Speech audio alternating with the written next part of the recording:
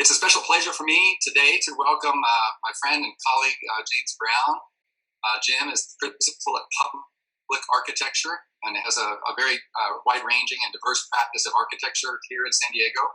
He's the owner of Bread and Salt. He and his wife, Isabella, are the owners of Bread and Salt, Barrio Logan Cultural Center, which happens to be the home of our offices at FAIA International. So it's a real pleasure for me to welcome James Brown to Via Voices. Today, he's here for a particular topic.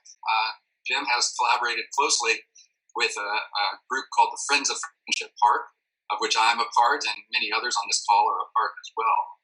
And the Friends of Friendship Park have been advocating for now well over a decade for improved public access to the historic meeting place down on the border between San Diego and Tijuana. That spot where the border wall dives into the Pacific Ocean, and the mesa top right above is known as Friendship Park, or El Parque de la Amistad. And Jim has been an active participant in our Friends of Friendship Park Coalition for many years. Today, Jim is going to be sharing with us, looking to the future, and sharing with us a design concept, a visionary design of what it would be like to create a binational park, a truly binational park, at that location, right on the U.S.-Mexico border, where San Diego and Tijuana meet the Pacific Ocean. So I want to invite you all to join me with a quick round of applause as we welcome James Brown to Via Voices. Jim, thanks so much. Thanks so much for joining us. No, thank you so much, John. Thank you for the invitation, and thank you very much, VA International, for all the good work you do. You do some great work, both in San Diego and Tijuana. Very much appreciated. As John mentioned, I'm here to talk about the larger vision for a binational park at the site of Friendship Park. And I started thinking about this more than 10 years ago when I was spending a year at Harvard on a low fellowship, one-year program there. And while I was there, I wanted a worthy project to work on, and the focus of my study was an artistic interpretation at the time of a binational city. And that was partially inspired by configurational thoughts. I mean, I'm an architect. Architects are always thinking about configuration. What is the guts of a thing? What are the nuts and bolts? How does it work? I was thinking about rivers and how rivers are oftentimes borders, and we share, our border with Mexico, and many borders throughout the world are right down the center line of rivers. And you start to wonder, how do you have an effective border on a river? A river is a very wild thing. It's uncontrolled. It's not so easy to set up a wall or a checkpoint in the middle of the river. In fact, it's impossible. So how does it really work in the real world? And there's several examples of, you come to a river, you come to a border, maybe the river is 300 yards wide. How do you enter the country? And what I'm finding, or what I found at the time, was that quite often, most of the time, you were well into the other country before you came to a checkpoint of any kind. So for instance, if there was a bridge across the river, you would walk across that bridge, and only upon entering the other country and being in the country for minutes, several minutes, and maybe 100 yards into the country, you would then be formally confronted with a booth or a check person that would check your identification, let you into the country. And at the same time, citizens from the other country were doing the same thing. So, in effect, you were crossing on this bridge, and you had not really left your country formally, and you had not entered another country formally. And this is a fascinating configuration. I think a configuration that is the basis for many binational parks. And so this is what really set me on my initial course of thinking about this problem. The basic configurational opportunity, we would call it, great opportunity. So when I returned to San Diego, we got caught in the weeds, as John mentioned. I wasn't working out of my national park. I was assisting the Friends of Friendship Park with just maintaining a meeting space across the border, a whole other thing. But the time now is to return to that larger vision. And the time is quite a nice time as well, because next August 2021, is the 50th anniversary anniversary of Friendship Park. So we're launching the design now, this August, or I guess we're beating August by a few days. And it's a conceptual design at this moment. And that's on purpose. We're going to release some beginning thoughts of the design, and I'll show you a couple things here in a little while, just to kind of get people's feet wet, to get people's design and conceptual juices flowing. And then over the course of this next 12 months, we'll start to build on the design by soliciting from many, many different voices across the country, across the world, students, practitioners, theorists, groups that work on the border and are of the border, people from Mexico, people from the United States, Tijuana, San Diego, and all over the spectrum. Their input as we move on over the next 12 months. And that will be in many forms. We'll have certain design charrettes will take place. We'll set out a problem like this month's problem is how are we going to handle getting to the site? And then we'll solicit a lot of ideas. And from that, we'll start to winnow out really great ideas and start to build a really, really powerful overall design. Now, this is a very, very large binational park. It's many acres. For those of you that have been out to Monument Mesa, it's the whole improved area of that state park. The area with the parking lot and the lawn that overlooks the ocean. It's a spectacular site. That site is probably 100 acres or so. It also encompasses the same size land in Mexico. So in Mexico suddenly, in Tijuana, it's not just open estuary. Suddenly, you're confronted with the incredible potential of existing buildings. The bull ring is it's not a bull ring anymore. But imagine what that beautiful building could be. A center for people to come together and talk about design, talk about ideas, talk about cooperation between countries. And don't forget, one of the primary reasons for doing a binational park on this beautiful site is to remind our citizens and the citizens of Mexico, especially at this time, especially in these times of heightened militaristic confrontation and assault, that our best security is the friendship between our two countries. This is how we're going to maintain the connections between our greatest ally. Our greatest allies share our borders. Mexico and Canada are our two best friends in the world, and we have to treat them that way. We have to foster that friendship in everything we do.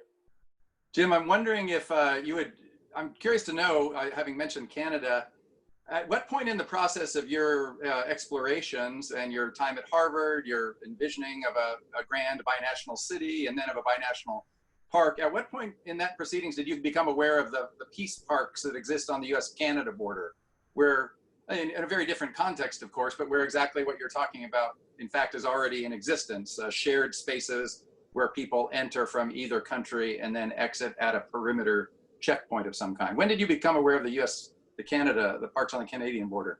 That was not at the beginning of my study.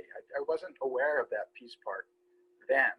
But after I came back to San Diego and started working with the Friends of Friendship Park, started having meetings with Border Patrol, I forget who in our group first found out. It might have been you, John. I can't remember, but that's a great example. That's a key, and it brings up a key point. These have been done before. Binational parks have been done before, involving the United States, involving Homeland Security and Border Patrol. We already know how to do this animal, and we can replicate the good things about that and expand on some of the incredible potential that we have on this site. This site has two remarkable things going for it. It has, on the north side, it's bordered by a very, very large estuary, which is fairly easy to patrol. It's also with really advanced passive listening techniques and passive guarding techniques. It's entirely feasible to not have any fence on the north side of this binational park.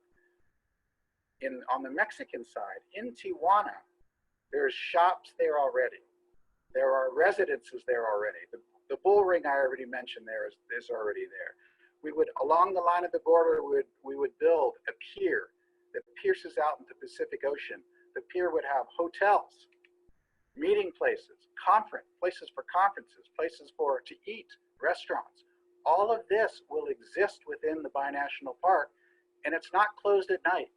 It's a 24-hour binational park that people live in. So in a sense, it does become that binational city that I had that interest in developing years ago. I think it was several years into our conversations too that I visited Yosemite Valley, and became only aware after you had described some of your vision, Jim, how many structures and businesses and other types of facilities are within the bounds of Yosemite Park, right? So the idea of a large park that one enters through a perimeter, and then that within the park one encounters a wide range of structures, facilities, amenities, offerings. That's and that in and of itself is not new or unheard of. Yeah, let me share for those. There could be several people listening now that aren't aware of the configuration or exactly where the site is. I want to show a little bit of imagery just to help explain it. Please. And I'll mention while you're sharing, Jim, that you're welcome to, folks are welcome to lift up questions in the chat room if you'd like. We'll do our best to surface them as we're able. We're just going to listen to Jim share a little bit about his vision. Do you guys see this image yet? Yes. Okay, so this is just an existing site condition here that's here now.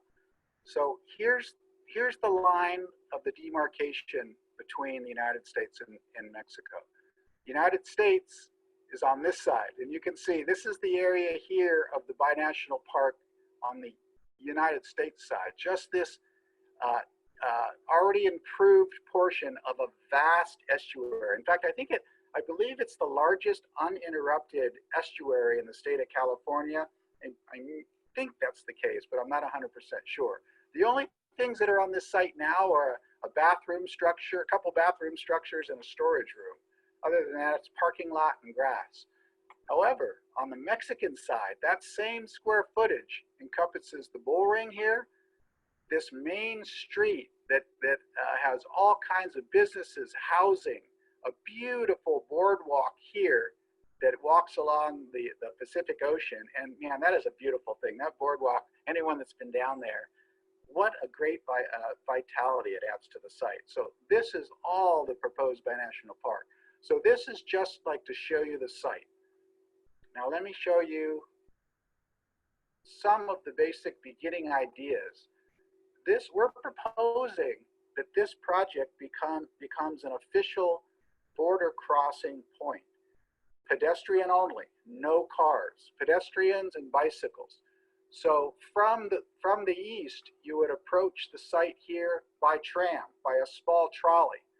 It would terminate in this area here, well to the east of the entire binational park. So you're not charging it with a lot of traffic. The idea is as little motorized traffic as possible from this entry point into the park. The crossing into Mexico happens somewhere in this zone here. But like I said, these are just pieces. Over the next 12 months, we're going to refine exactly what they are. We want to be very careful now with the estuary on the U.S. side. There'll be a museum to celebrate the estuary and to be an interpretive center for this whole estuary built on the U.S. side. Museums, pavilions could be built on the U.S. side. We propose we might continue the boardwalk right across the border. A beautiful pier would crash out into the ocean, not just a pier to walk on, but a pier wide enough to utilize, to have hotels on, more interpretive centers, heck, maybe places to launch boats. Also recreation, being able to use this space. It's not just a museum, it's a vital, active place. In the Mexican side, we encourage the mixed use that is already existing here along this main street. We encourage the boardwalk that has started in Tijuana. We want to include that or expand that across the border. So knowing that we're going to keep this side open. There will be no fence on the northernmost reaches of this composition. Necessarily, we will build a fence structure that is completely hidden and able to retract. You would only open it, this is a 24-hour park, you would only open it in the case of an emergency. That's the only time that the fence would be in place. So all of this beautiful use on the Tijuana side would be completely open to the estuary to the north. Just a stunning site and for a really important use. Yeah, I think that's the basic. I mean, and we don't, the design is. We have a few other things. When the website is live, we have about, I think, a total of 10 drawings at the moment. But by no means, we don't want to give the impression that this is a design, take it or leave it. It's done. There's no work to do.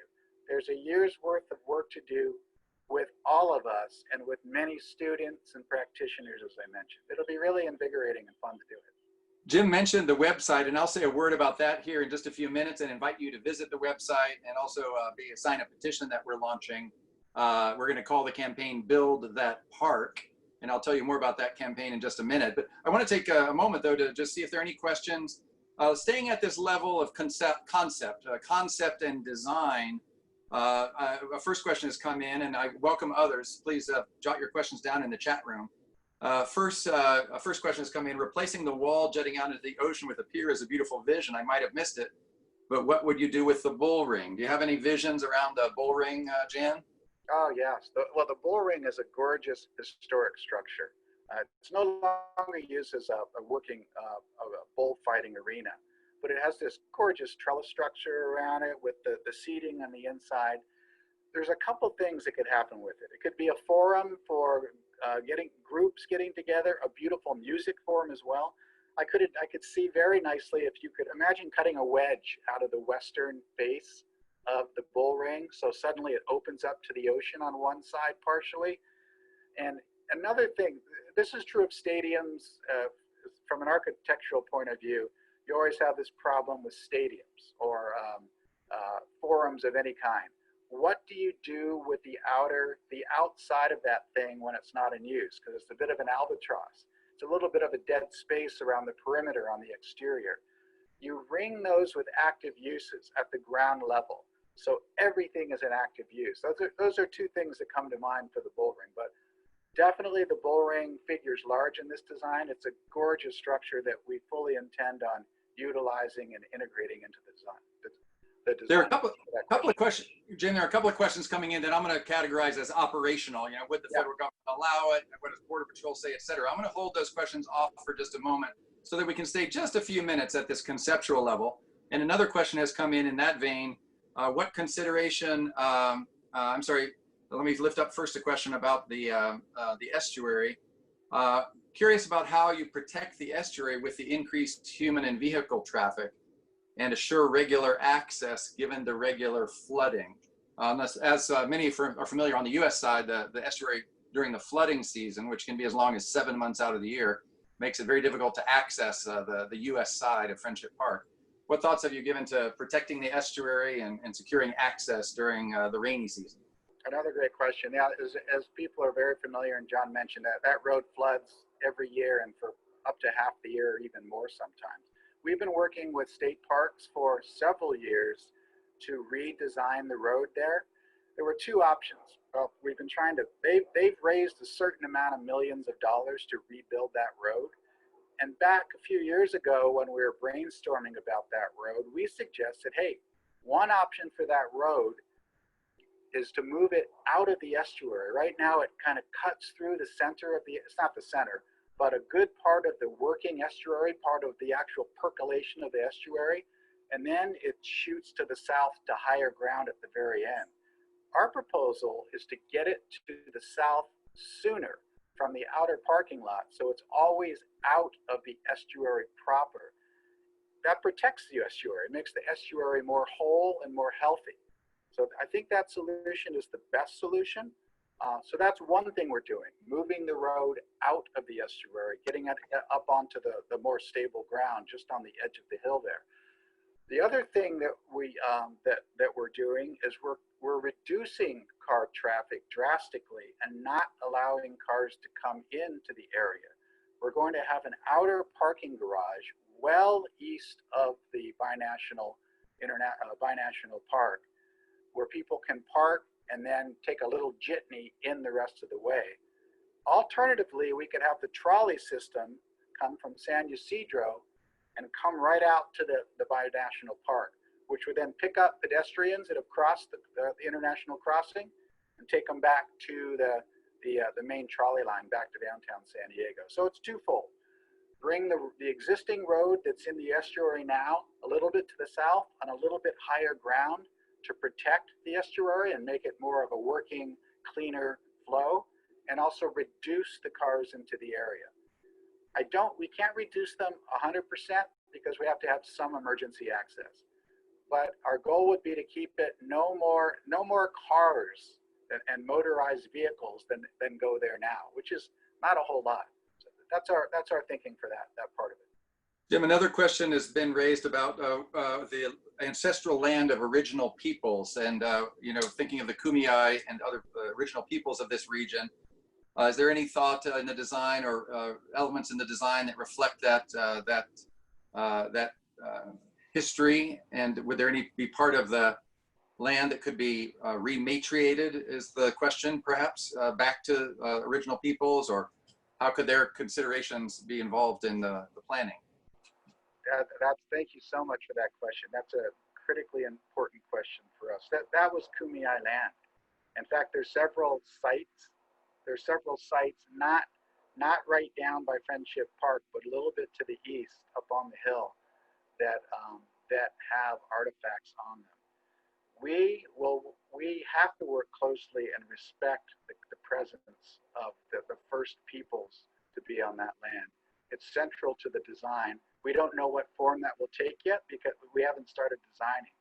But a key thing that we're interested in doing is asking outside voices for their input, what they would like to see there. What do we need to protect? We know we're going to protect the sites.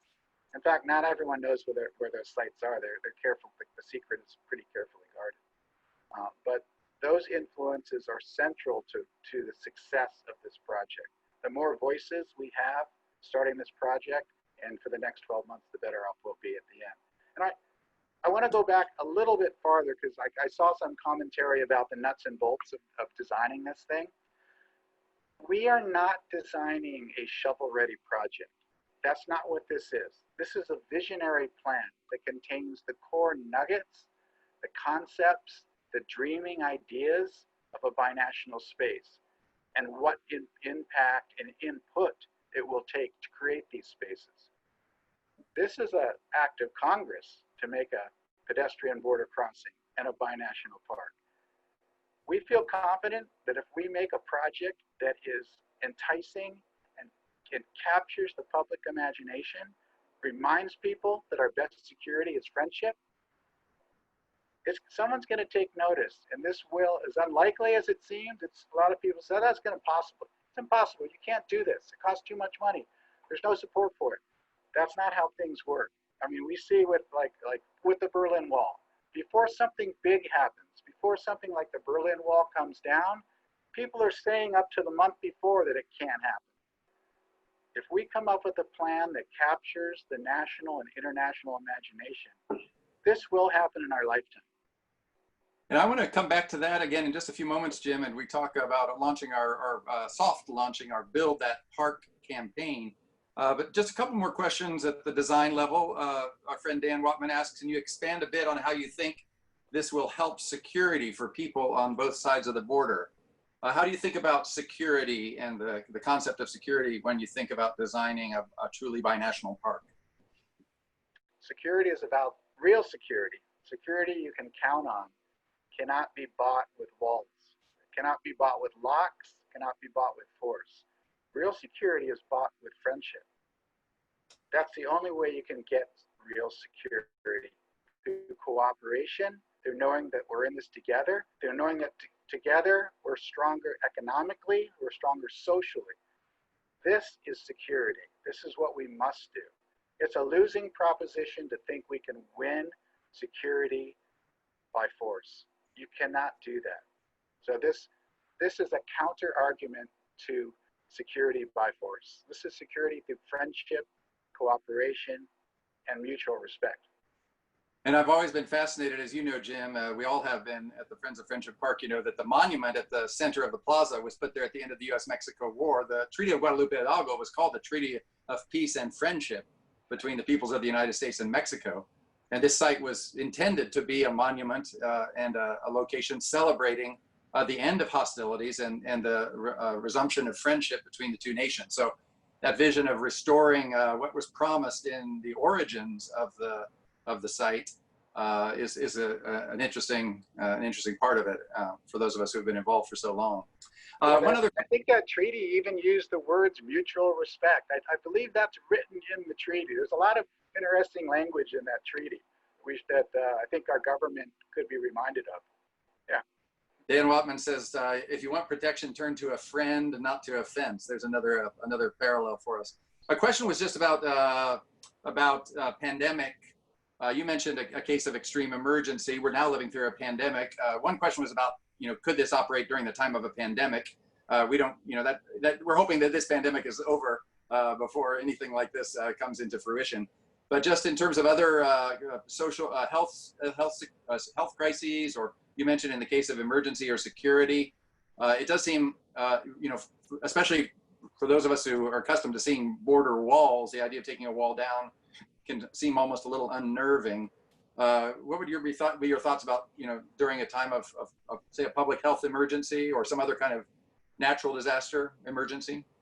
I believe in the design it will contain a retractable wall on the border, and I'm envisioning that wall being below ground, not kind of a sliding screen, because we're opening up hundreds of linear feet to the binational park. And we want it all open. We want the northern edge of Playa to be open to the estuary. I mean, that's how it's going to feel when you're in this park. We've had a couple meetings with Border Patrol and broached the subject of passive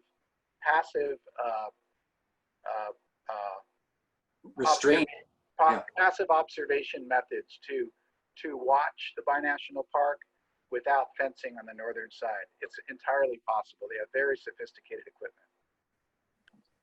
I'm curious if there are any other questions about concept and design before we get into, you know, more brass tacks conversation about how this would come to pass someday, or whether it could come to pass someday. Any other questions about Jim's concept or design?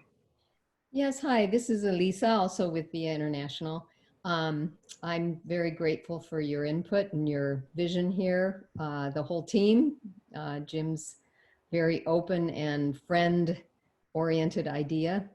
And one of the things that occurs to me is in your design, you're speaking about also kind of the development of the region among people. And so I'm really interested to see if you've had any thoughts about, you know, what kind of incentives or opportunities you might see for like the development of the bullfight ring, or the development of those businesses, and, you know, how to really invest in that region to, I mean, beyond the structural. I know you're an architect, but I'm thinking about, you know, the dynamics of the peoples of that area of the world. That's a really good point, Elisa. Thank you for that. I was just looking at this Sunday, I was reading a New York Times article. It was projecting the cities that in the world that were projected to have the biggest increase in homeless populations within urban environments. And I was surprised, I guess I wasn't surprised, but Tijuana was number 7 on that list. So within the next 10 years, there's going to be an explosion of urban homelessness, like much worse than it is now. And I think this problem is probably too big to solve just with the planning within the binational park. But certainly this kind of problem has to be addressed within the binational park through innovative design ideas. as well as the entire city of Tijuana and San Diego working together. I really feel like San Diego, we have our own problem, but Tijuana's problem is going to be far worse in 10 years than it is now. And San Diego has a duty, I think, to help its neighbor to the south, Tijuana. So thank you for bringing that up. I do know one thing. I don't know the answer to the question, but experimenting with innovative social ideas in this space is a great opportunity. There's another question about maybe barking up something of the same tree, a different limb of the same tree, a question about corporate sponsorships. And so again, this question of what kinds of stakeholders and or what kinds of actors might be brought into the conversation. I'm imagining they might look very different on the two sides of the border, because as you've mentioned, right now the land is on each side of the border is under very different jurisdictions. On the US side, it's largely undeveloped land held principally by the state of California, and now the federal government, the Department of Homeland Security, kind of owns and operates the space between the security walls. Well, on the Mexican side, there's a mix of owners, property owners. There's the city of Tijuana, private land, private property owners, et cetera. And there are homeless presently in that space in the canyon, right to the east of Friendship Park. So yeah, talk a little bit more about the stakeholder and or kind of dialogue or conversation partners. What would your dream be of who would become excited and engaged in this conversation? Well, of course, California State Parks on the US side has to be a major player. Well, I should start by saying there's two ways to look at this. There's two ways to proceed with this. One is before you have any design, you try and get all the stakeholders in a room and ask them to agree to let you start the design. That's not going to happen. This is a very, very complex project with hundreds of stakeholders, not dozens, hundreds. So long ago, we decided that we are going to create a visionary plan, gathering information from as many people as we can. But we're not trying to reach consensus from 100 organizations because it's impossible. We're creating a visionary plan, pieces of which, maybe all of it, maybe just the idea of a binational park with none of the guts. Maybe people in the end will say, this design, the idea is beautiful, the design's terrible. That doesn't matter. We're going to create a design that people want to see in this world. And then when it actually gets passed by Congress, believe me, that will be many, many years of design and outreach and talking to all the working groups to get it dialed in correctly. But I have a feeling getting the individual landowners and playa involved will be much less complicated than working with state parks. That's just my gut feeling. Yeah, and then the question was raised earlier about whether there had been outreach to Border Patrol and what they say about that. So let's, I'll let you address that question, Jim, about the federal government, which, as I mentioned, seized land from the state of California in 2006 in order to build additional security walls out there at Friendship Park. But just say a word about Border Patrol, the federal government, and the federal agencies that operate in the space. And then perhaps we'll turn to the question of the campaign and how we're trying to elevate this conceptual design. But what are your thoughts about the federal government and its role in this whole conversation? We don't seek the Homeland Security's approval on this, and they can't give us approval. It's a waste of time to have meetings waiting for them to write you a letter saying, yeah, it's a good idea. This takes an act of Congress to approve. It's well above Homeland Security's pay grade. Now, we have had tentative conversations about would they work with us to perhaps give us technical assistance on some of the security apparatus that we were talking about that are more passive. They've indicated that they will. It doesn't mean they will, but it indicates that they will think about it. We don't know for sure, but that help could come to us. We don't need it, but it would be great if we'll take all the help we can get.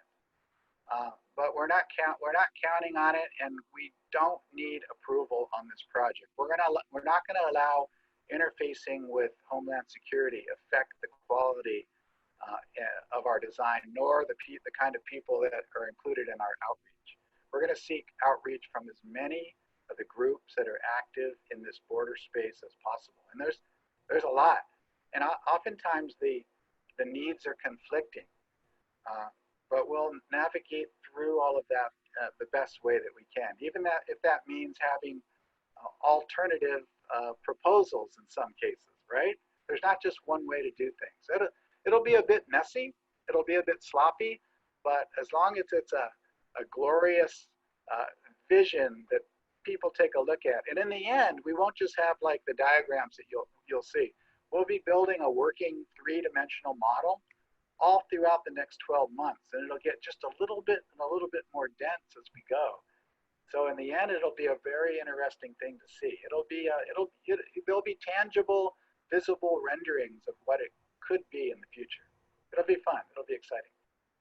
And there's several. Go ahead, Elisa. oh, Yeah. I was just going to ask, because I'm seeing several things come in here about, how it can happen. Reaching out for advocacy, including Canadian allies, about lobbying. I guess what right now, real specifically for people that are listening in, what can they do? What can they do? Yeah, let me go ahead and use that question to turn now to and I'll preface the introduction of the website and the petition that we're launching. Today is kind of a soft launch, but I'll preface that with an explanation of the campaign that we're calling Build That Park. As you might hear, there's an echo there. For many years, not just as president, but during his presidential campaign, Donald Trump, of course, had his followers chanting, build that wall at the top of their lungs. And interesting to my mind, especially when I have this conversation with people, and naturally, and I understand, my mind goes to very practical questions of implementation as well. Well, how are you going to implement it? Will they approve it? What's this government going to say? What's that government going to say? We're trying to model the campaign, if you will, off the concept of Build That Park, the way that Donald Trump branded his presidential campaign with Build That Wall. I mean, in many ways, the border wall became the logo of Donald Trump's presidential campaign. Build That Park, in our mind, presents an entirely alternate vision for the future of the US-Mexico border. It says the future of the border is a future of friendship and a place where people can gather peacefully. And it's a future where security is based on historic ties and culture and art and relationships and family and all those things that we know to be true of what the border is about. So in many ways, as Jim and leads this process, this unfolding process of conceptual design, the Friends of Friendship Park are launching a campaign that we're calling Build That Park. And I'll just share two quick sites with you. I am going to ask, as we close out today, that you join us in this campaign. So we're going to ask you to take some action even here today. You can visit, if you'd like, buildthatpark.org. Jim's more elaborate designs are not yet up on this site, but they will be very soon. And so we'll announce, we're calling today a soft launch. When we officially launch this campaign, we'll send an email to all of you who follow us, or you can follow us on social media as well. And you'll be able to jump onto this site, buildthatpark.org, and explore some of Jim mentioned 8 or 10 different renderings and different concepts, different dimensions and aspects of the park. For the moment, we're encouraging you to donate to Friendship Park. The Friends of Friendship Park is an all-volunteer organization. With more capital, we'd be able to do some of the things that were lifted up in the questions. We need somebody who's more attentive to lobbying, for instance, and building relationships with our elected officials. But you can also subscribe if you want to join the newsletter and get in the regular flow of communication. And then specifically today, we are opening a petition which we've launched on change.org. The petition we decided would be directed to Joe Biden. We're asking Joe Biden, as Donald Trump chants, build that wall, we're saying Joe Biden should say, build that park. And we're asking Joe Biden to declare build that park as a way of emphasizing a new era in US-Mexico relations, one that's not based on hostility and racism. So this website, or this petition site, change.org, build that park on the US-Mexico border. I'll ask Angela to put that URL into the chat room, and you can go directly there today, sign the petition, and you can also, of course, then share it with your friends through social media. I won't read the whole petition for you here so that you can spend some time reading it yourself, but it basically is summarizing what I've just tried to summarize myself, which is that we're presenting Build That Park as a kind of a counter brand to President Trump's brand for the US-Mexico border, and where he would want to characterize the border as a place characterized principally by violence and crime and danger. We're wanting to characterize the border primarily by its peaceful and friendly relations. So if you'll go to buildthatpark.org, from there you'll be able to click your way through to the petition or subscribe to the mailing list. That's how we'll plan to keep you posted as we work our way towards an official campaign launch. And also as we, as Jim presents in a broader frame, some of the conceptual designs that he's developed about what this binational park would look like. I'm glad to ask any questions about that. We're coming to our close, but there's opportunity, and if you could lift up your voice if you'd like, or chat it into the chat room. Are there any questions about the campaign that we're preparing to launch? Jim, did you want to say anything about the website, buildthatpark.org, and how you envision it being used in the months to come? Yeah, we're going to seed it with the initial kind of just design ideas just to get the conversation going. And we'll continually update it as the design progresses, and as other voices join in the design discussions. We'll try and keep the most current design close to that front page as possible, and then after several months have gone by, we'll have nested like files of many designs. For instance, when we start having some design charrettes or design competitions among both students and practitioners, it's going to start getting pretty dense. There's going to be a lot of material there. So, but that'll be fun to kind of shepherd over and manage. I could add that if I'd be happy to share my email with, by all means, with the group. If anyone has ideas, you know, about outreach or any ideas at all, that's my email there. Please send me an email with your ideas, who we might talk to, what groups do you know? If you're a conduit to a group that we don't know, and I'm sure you are out there, please help us get the word out, especially at the beginning. The more, the merrier.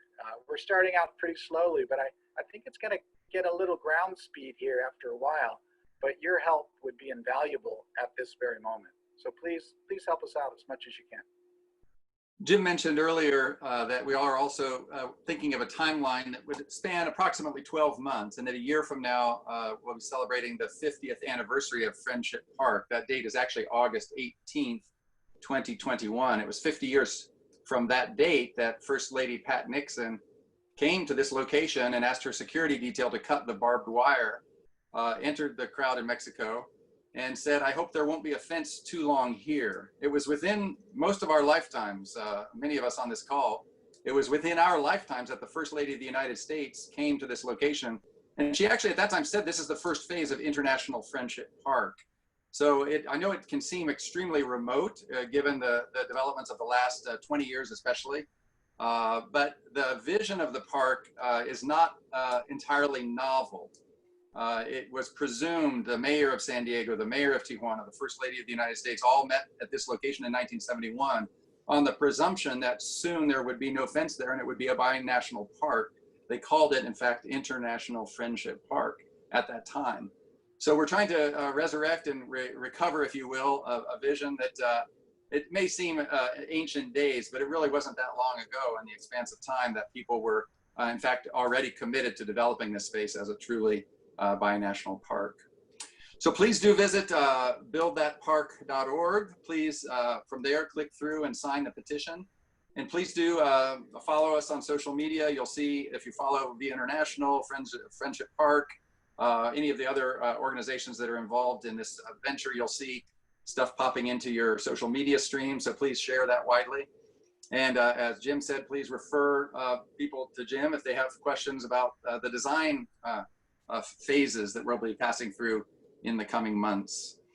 I'm curious to know if there are any final questions for the good of the cause from my colleagues at FAIA International. Elisa, any final shout outs you want to give?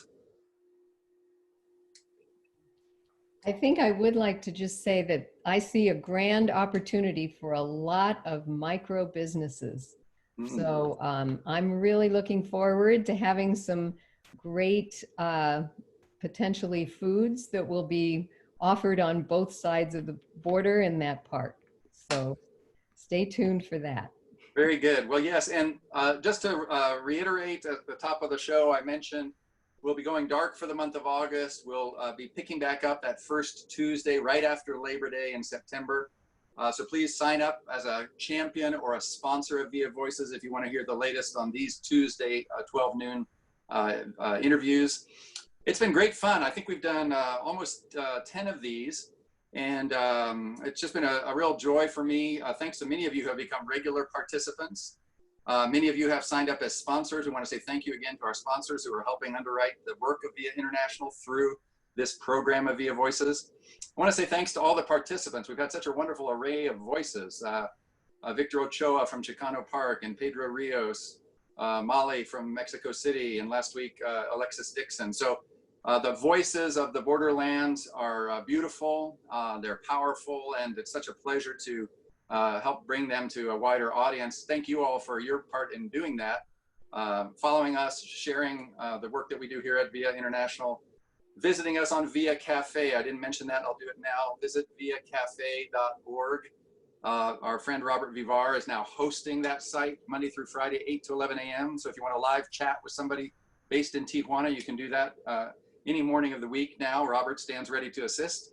And opportunities on viacafe.org to get involved in other ways.